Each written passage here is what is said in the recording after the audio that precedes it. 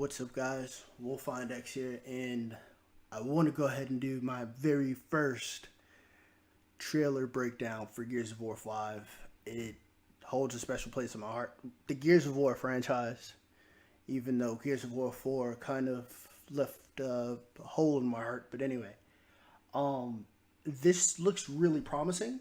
I already went ahead and put the closed captions because I'm going to be talking over the video, and I want you guys to hear what they're saying as well.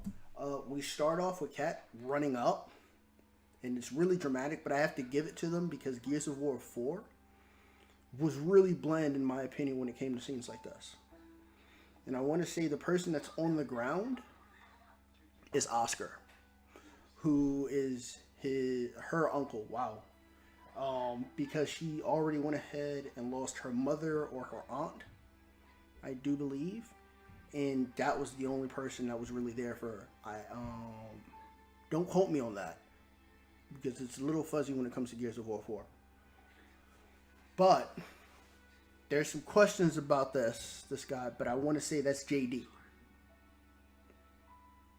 And his arm, that is armor. In my mind, that's not armor, and we're gonna get into that. But I want you guys to see the full thing before I go ahead and actually do the breakdown and stuff like that. So I know they said fathers in the closed caption, but his name is either Fawn or Fawns, like the Fawns. And that's the emblem that we go ahead and see in the end of Gears of War 4.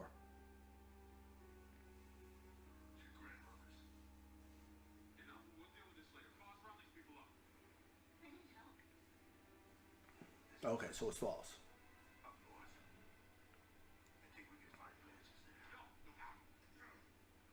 Yeah, so I feel like that's an infection. I'm gonna go into more detail about that theory once the trailer finishes completely. But we also see for the most part there's already distance between Del, JD, and Cat. Which is weird for the Gears of War franchise because guys might argue here and there when it comes to the series and stuff like that, like Coltrane and Baird and Baird going against Marcus and Dom trying to go ahead and say stuff here and there. But you see there's a line drawn.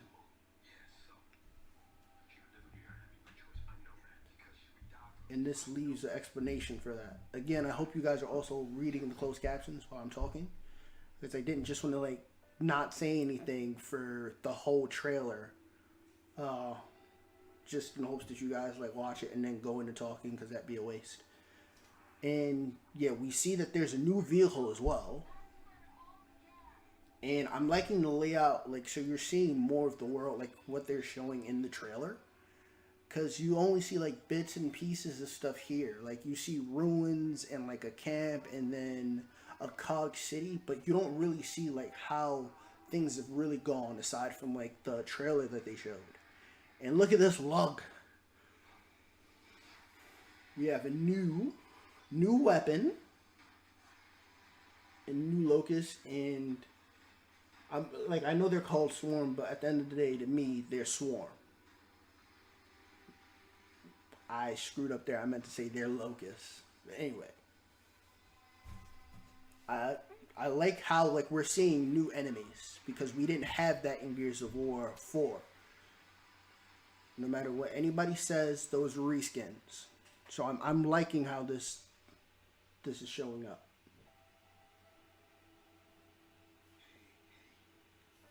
Look at the intensity of the scene.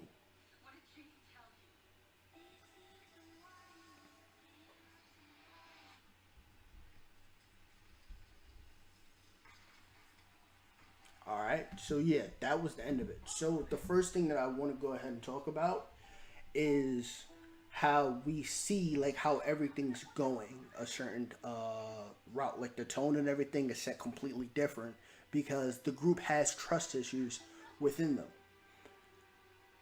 So while we saw moments between Kat and Dell, right here, I want to say JD and stuff. They went ahead and they actually had a thing at some point in time. When I say thing, there was a connection.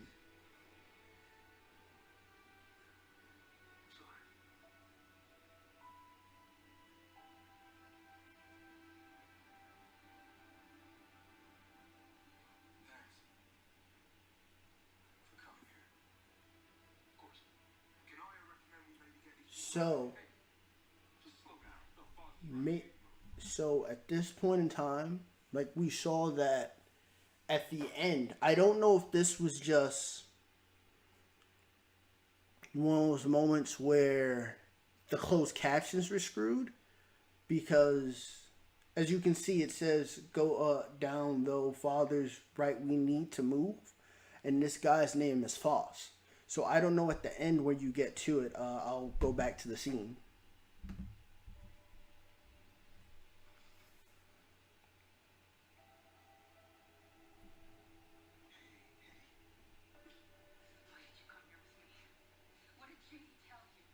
Yeah, so it sounds like they said JD, and here it says JT. But I'm gonna go ahead and say that this guy that we see here, where is he? Where's the big luck?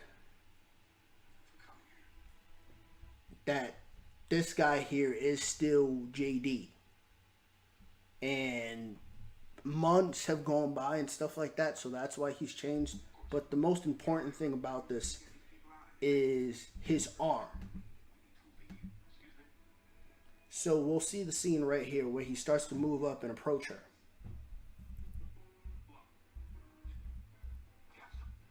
Yeah, it's right here. So we see right here where he moves and his arm starts to look like it's been infected.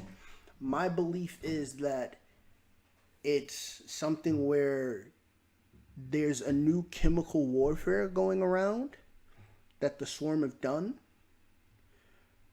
And when you're infected, it kind of plays homage to what they did in Gears 2. And once again, spoilers. I'm sorry in advance if you have not played these games, but if you get a chance, definitely go ahead and play Gears 1, 2, and 3 because it is a trip, I tell you, and you'll love every moment of it. But anyway, in Gears 2, we found out through two scenes, one involving a cog named Ty and Dom's wife, Maria, that locusts were human and that humans can turn into locusts. So I feel like this is playing off of that, except it's a different type of infection because he has, if you see in the other scene, I'm going to scroll back so we can go ahead and see his arm. Yes, if you see over here, this is where you see that he has this scale-like hive, like beehive arm type deal going on. And this is where like I instantly was like, okay, his arm might be affected. I wasn't sure. I was like, you know what, maybe I'm talking crazy. Maybe this is just like, you know, some new Under Armour that they have going on. But after seeing that scene that I just showed you guys, I see that now it's an infection. I want to go ahead and say that if he doesn't press that button that's located on his forearm or above his forearm, like near the elbow area and stuff like that, the infection will continue to spread. So I feel like at one point the infection will progress towards the rest of his right arm, but we'll see as the story progresses when it comes to Gears of War 5. Another thing is that we have a new character, Foz. And if you noticed, the relationship between Foz and JD, like I feel like they're buddy buddy now. And then since the group, the original three, Kat and Dell and JD, they were together. Like there's been a line drawn where JD has done his own thing, and it's now Kat and Dell. We see that when Dell thanks JD for showing up. And Another thing, since the Swarm have become hive-minded, there's another thing that I want to go ahead and talk about. So at the end, well, not at the end, I can't go to the end first. So this scene here is basically them talking about her possibly betraying them. And it's because, again, like, there was a question that was brought up in the original Gears of War trilogy where, all right, if the Locusts were human and now that they're like turned Locusts, why not have those personalities that they had before? So it brings about like the answering the question, like, okay, like they were mind controlled. Now we see something where apparently, since Kat is related somehow to the Locust Queen or just Locust in general, that she might end up losing it and like being controlled to go ahead and do something. So that's why when we get to the end of the trailer, we see her pointing a gun at Dell. And you're like, whoa, wait, what's going on? So like this is where we see that lines are being drawn in the sand when it comes to the original three. In the Gears of War 4 squad, I should go ahead and say, not the original three in the other trilogy. So we see things are progressing. And another thing, we also see that there's new enemies. And I appreciate that. But, you know, like, since I'm here, can we just, like, admire this guy's beard game? Like, hashtag JD Beard Gang. Like yo, he's bravo. He's no longer clean cut. He actually looks like he's been through a lot of stuff. And what I find ironic about this 180 in his personality is because of the fact that in Gears of War 4, you find out that him and Dell were COG members, even though Marcus told them not to. And then they went AWOL. So now, because of certain things that have happened between the time frame of Gears of War 4 and the like Gears of War 5, where we see this the scene, he's become not only in charge in some form in the COG army, but he's actually like trying to go ahead and do things by the book. In a sense, we'll see how close that is to what happens in the story, whether like I'm just completely wrong or someone actually like was like, you know what, Wolf was right. I hope someone goes back in the video and like corrects me and says I was right. But yeah. Anyway, another thing that we need to go ahead and talk about is, so now we have vehicles. I like this because of the fact that it shows that now, like, even though things progressed, it's not as advanced as it used to be, because around this time there were still tanks and vehicles that you could go and drive around in the ice. As a matter of fact, I'll never forget, there's a achievement for driving on the ice, and I think it's a Gears of War 2 mission where you have to make sure that you don't go ahead and fall down into the ice or anything like that, and that the tank is barely damaged, and I think it's called Tanks for the Memories. But we see here that we have like this whole air sledge thing going on, and it's a one-seater apparently. I don't know why Kat is out there trying to go ahead and get her own wing gliding type thing, but you know what? You got it. And then we also see like I like the layout. So like you see that not only has time passed, but you're seeing more of the Gears of War world, which you weren't able to go ahead and see in Gears of War 4, aside from a couple areas. Like you saw, you know, Marcus's place, you saw the COG city where, you know, they were run by the robots, and you see the camps that they have for everybody that isn't an actual citizen. And I like how in the next scene we see them rappelling to another area. So what this was part of the conversation that Marcus was talking about, where there's a place where she can find answers. And that's when we go ahead and see new monsters. Like, so this fella, this guy reminds me of what they went ahead and did with the giant guys, the boomers, you know, the butchers, where they have these giant weapons, and they're melee weapons. Aside from the grinder and the boomer, you had the butcher, where the butcher weapon you could pick up in Gears of War 3 and, you know, melee the crap out of people. I do believe, aside from like the big guys, you'd be able to like one hit kill them, and you see that in the next scene. So I feel like, you know, they're bringing that back, and in this scene here, I want to say that this is the part where we see that it's not nanites and stuff, but this is kind of like the Crow. So I'm going to say that this is the Crow 2.0. And we also see that there's a new, two new enemies. One, there's this guy, and then we have this beauty right here. Two things. I want to say that this creature that you go ahead and see here is the creature that you see here at the end. I want to say that those two are the same. And we also see here that, like, even though she went ahead and she shot one of them, it's still crawling over towards her.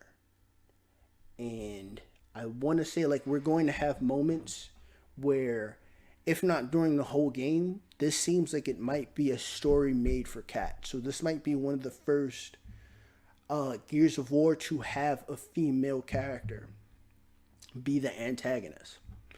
But going back to what I was saying before about these creatures, so it looks like we're now going to have the Swarm with a fusion of mech and like Swarm. I don't know how this is gonna work, like when they explain it, but it looks good. Like, we have a Swarm Bastion apparently, and we see it here too, where like they have this flood thing going on.